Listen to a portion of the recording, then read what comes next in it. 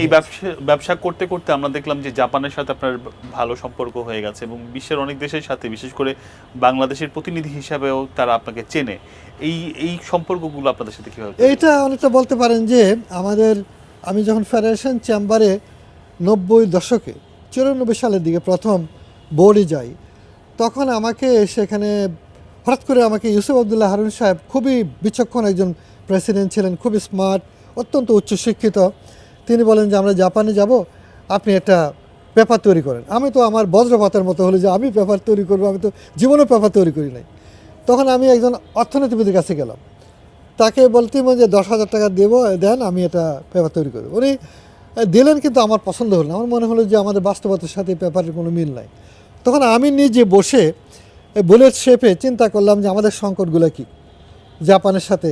তো আমরা দেখলাম যে আমরা আসলে গরিব, আমরা কেবল সাহায্য নিচ্ছি। এই সাহায্য নিয়ে আমাদের ভাগ্যের কখনো পরিবর্তন হবে না যদি না আমরা নিজেদেরকে পরিবর্তন করি।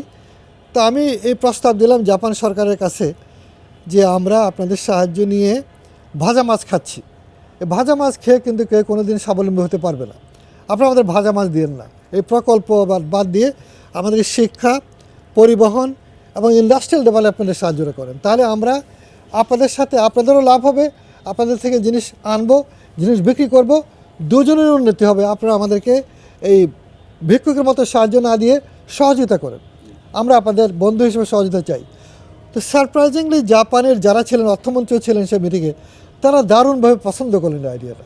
এবং মজার ব্যাপার হচ্ছে, জাপান সরকার এই মিটিংয়ের পরে তাদের পার্লামেন্টে নিয়ে গিয়ে আইন চেঞ্জ করলো যে আমরা এই রকমভাবে আর কোনো দেশকে সাহায্য করব না, বরং সেটা করবো কোথাও মানব উন্নয়ন। আমি নাম দিয়েছিলাম মানব উন্নয়নের সাহায্যটা করেন, that is human resource development. তো তারা নাম দিল, তারাও বললো যে আমরা সবচেয়ে বেশি সাহায্য করবো মানব উন্নয়নে, কম করবো আমার প্রকল্প ইত্যাদি। এখনও পর্যন্ত সেই পলিসিটা চলছে এবং ওই সময় তারা 1000 স্কলারশিপ দিল আমাদেরকে।